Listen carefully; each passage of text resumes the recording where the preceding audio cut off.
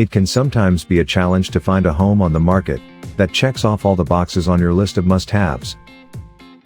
If that's the case, there's always the option to buy a piece of land and build your own home, customizing it from top to bottom to your heart's desire. But while buying vacant land is a potential alternative to buying resale, there are certain precautions you will need to take before you sign on the dotted line. Without in-depth research into the land you have your eye on, your enjoyment of your new home can be negatively affected.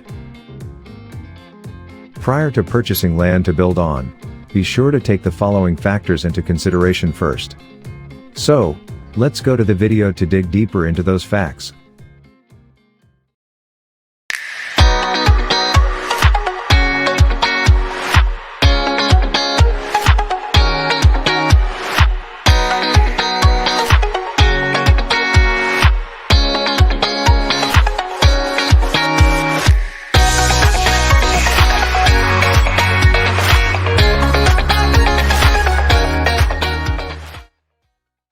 One, location.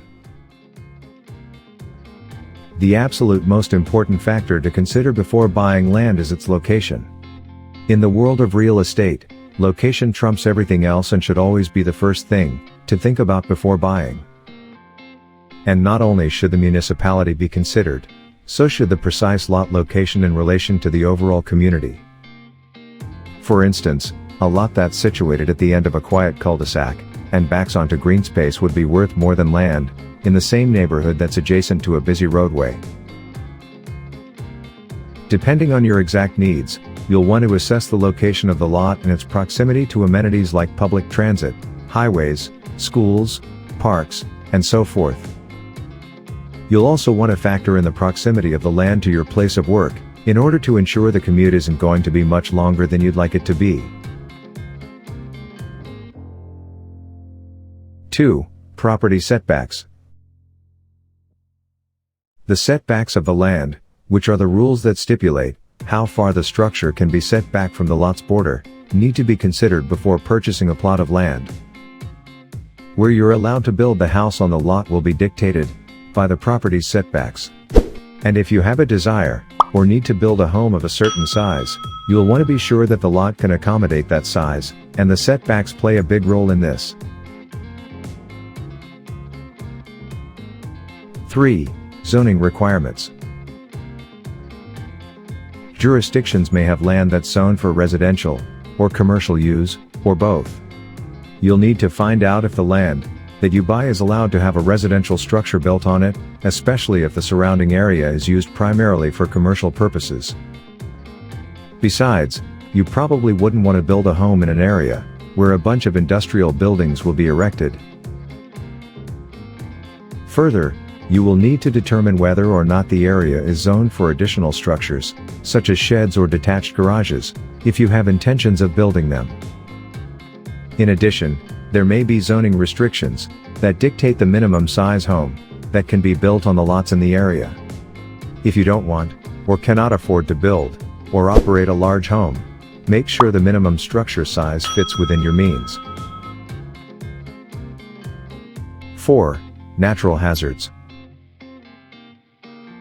Ideally, the parcel of land that you purchase will not be vulnerable to specific natural hazards. Depending on exactly where the land is located, it could be at risk for fires, which has been a huge problem in parts of California as of late. Determine whether or not the land is located within a fire zone before buying. In addition, you'll want to have the soil assessed on the land to check for its quality and composition, which will affect how your new home is built, the cost of the home's foundation, and any landscaping you may want to do.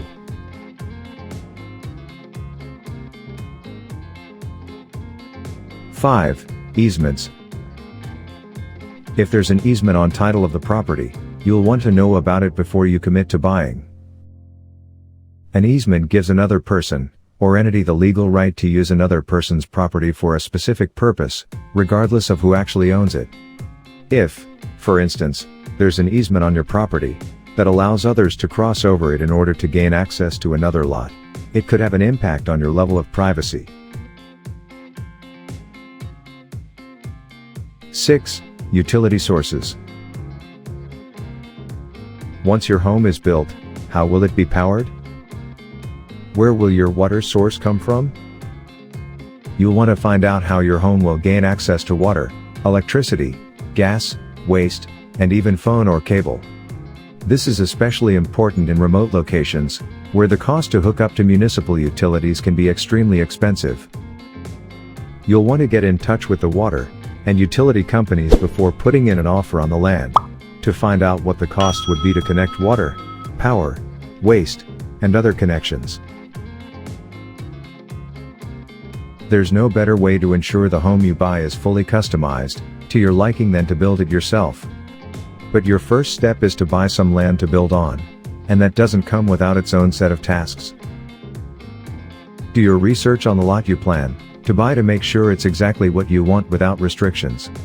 Team up with a real estate professional who is well versed in buying vacant land to help you find a lot that meets all your needs without compromising how you'll be able to use and enjoy it.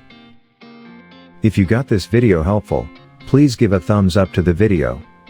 Don't forget to share this with your friends. Subscribe to the channel for more important videos like this. Thanks for watching.